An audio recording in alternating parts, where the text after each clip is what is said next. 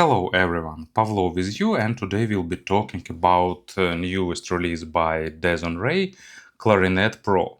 Dethonray is a pretty popular boutique audio company. They release gadgets not really often, but each their release got a lot of attention because they offers pretty unique sound signature and great price to quality ratio. Unfortunately, I didn't have an opportunity to review the regular version of Clarinet, but it was a pretty popular portable DAC. For the Pro version, they decided to remove the single-ended output and focused on the improving amplifier section, providing more power and better sound, and still keeping battery lifetime about 7 hours, which is pretty good for the device with this level of sound. Price is $470, and as usual for Dethonray I have a really high expectations. So let's have a closer look. As you can see, package is absolutely simple, and Dethonray reuse it for different gadgets because model name is just a sticker here. When it comes to exterior, Dethonray reminds me that Japanese local cafes, usually located in some obscure places with just a few items on the menu, but they run by the same people for dozens of years, and usually you can get there just a few items, but they will be done on the perfect level. So inside you'll get this device itself, and underneath a small set of accessories. As far as I've seen, there is also a separately sold leather case if you want it, but it's an optional purchase. So you'll get optical adapter, coaxial adapter, and a really high quality USB Type-C cable. It's angled angled connectors. It's soft, nicely braided, and it's comfortable in daily usage with any device you want. Design is really minimalistic, but at the same time it looks really neat and accurate. You can see all these sharp angles, perfect work with metal, really high quality of logo and caption on the backside, and even attention to small nuances. First, I didn't understand why it's done this way. So see, if we're looking from the bottom and oriented the way it should be with labels at the bottom, if we rotate it this way, then captions are upside down. So I thought, why? But then I understood. Because it's intended to be used in the vertical orientation. For example, if you attach it to the back of your smartphone, which you will be going to use as a transport. And in this case, you just tilt it this way, you getting captions in the right position, and if you tilt it this way, you also getting captions in the right position, and it's a great sign of paying attention to small details for me. On the top we have a volume knob. It also works as an on-off toggle. It just clicks at the beginning and then it changes volume. Here I used really good potentiometer, so channel imbalance zone is really small. Almost instantly channels are imbalanced. Here is headphones output, and the Pro version has only balanced out, and it's one of two differences of the regular and Pro version, because the regular version has single-ended out. And another difference is the color of the knob. Pro version has a gold one. And here is coaxial and optical input. You can use it alternatively to the USB one.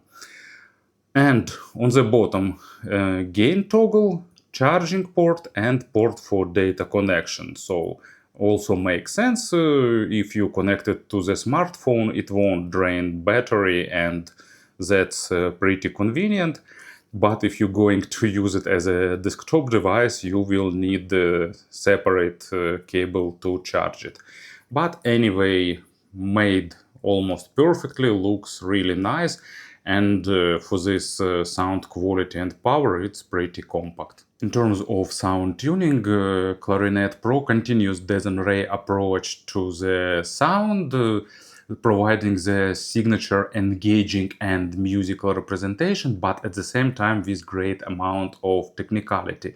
This player is really technical, but at the same time small nuances are not pushed forward, so it can't be called natural, sterile, monitoring or something like that. And at the same time, it boosts macro dynamics, but also it can't be called colored or artificially fun, because everything is done in a really accurate manner, providing great balance of all aspects. So let's talk about everything step by step. Bass goes to the maximum depth. It's perfectly controlled, probably because of that sophisticated signature power supply schema that separates analog and digital power supplies. And that provides great control over the bass. It's not bleeding onto mids, it stays in place, and even on the warmer sounding headphones, it still stays under the control, as much as headphones allows that, of course. It's really good in texturing. It's not trying to be super punchy or highlight weight. It's staying just as it's recorded, but what is recorded delivered in a great manner, without any artificial coloration, which can be probably a slight drawback for those who want some accents on the low frequencies. But for me, it's a huge plus, because I'm getting all instruments in a natural way. And it also has a really good, well-balanced amount of small details in the low frequencies. So instruments sound natural, but not hyper natural like it happens with some sources. So, as for examples, first one, it's Melissa Menago, 11th hour, and it's, a separate genre, audiophile tracks with well-recorded bass, with great instrumental part, and that all really nicely separated. Each instrument stays on its place, and bass is rendered with great fidelity and confidence.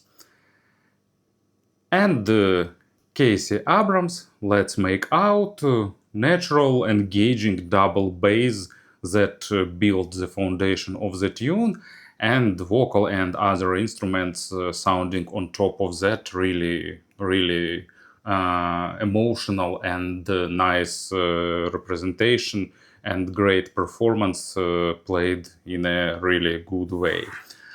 And mid frequencies are really organic, so all emotions will be showcased, slightly highlighted, but not too much.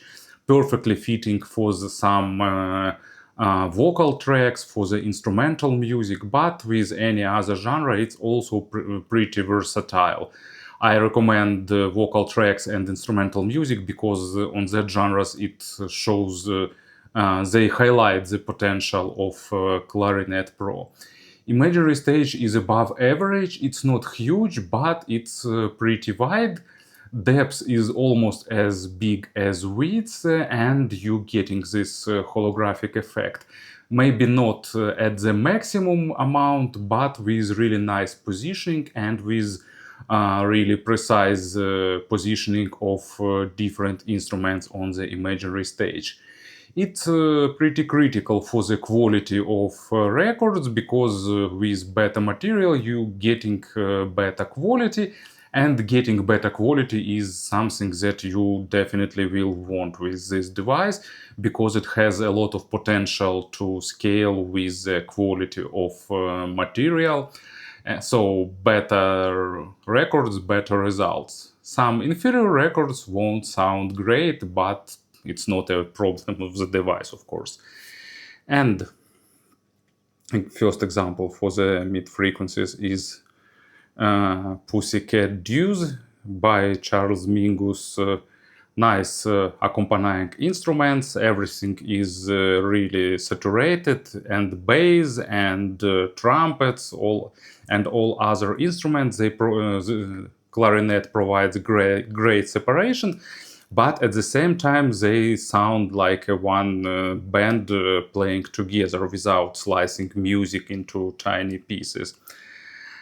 And Dark Eternal Night by Dream Theater. I don't know why, but I really like this track. I like this hip hop part by Labrie.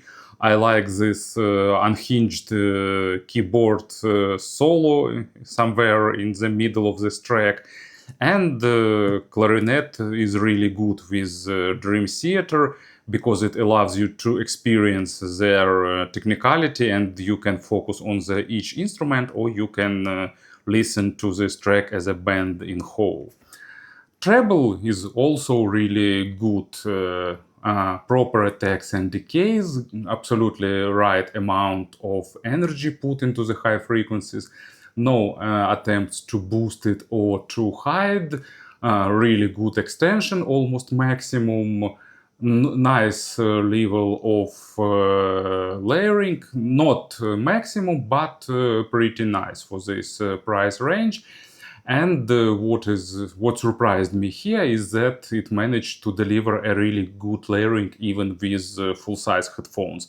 Usually IEMs are better in this aspect, but even with full-size headphones, it pushes them in the treble area pretty well, and that gives you good sense of naturalness in the representation and good amount of overtones.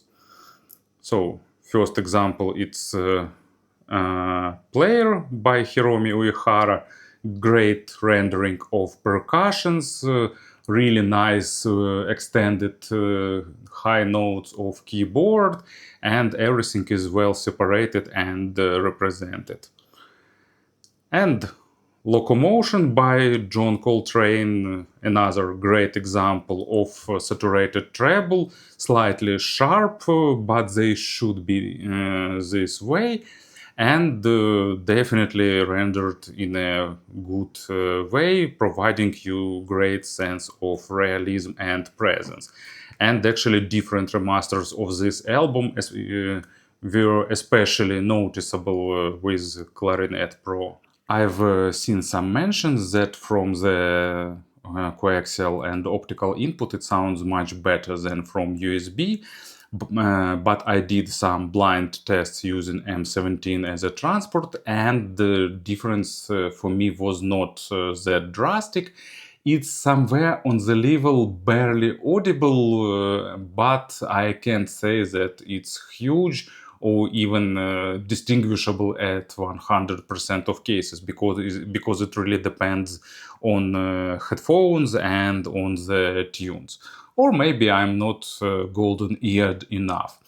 In terms of pairings, actually Clarinet Pro suits better for some full-size headphones or hard-to-drive IEMs. And it's not because of some background noise, it's pretty quiet even with IEMs, but because it's getting loud kind of fast. And with sensitive IEMs, it won't be the best experience. So for sensitive IEMs, it's better to use a regular version. On the opposite hand, it's one of the best portable devices if you want to use some full-size headphones on the go. Even with Meze Empyrean 2, it shows really great results. Sometimes I'd say that it's even better than M17 on some tracks. Not at 100% of cases, but kind of often. And speaking about the conversions, the only one model I can instantly recall in this price range that can be compared to it is, of course, Fuse Q15. And actually, in terms of pure sound, Clarinet Pro is better. It's more technical, so it's kind of a step forward in terms of sound quality. But of course, Q15 has more features. And that's actually draw us to the conclusion about Clarinet Pro. It has some limitations, like it's created mostly for the full-size headphones or not super sensitive IEMs. It doesn't have single-ended output, but if you are okay with these limitations and you're looking for a device with the best possible price to sound quality ratio, it's one of the best options you can get, at least from what I've heard. Thank you for listening, thank you for your attention, and have a great day.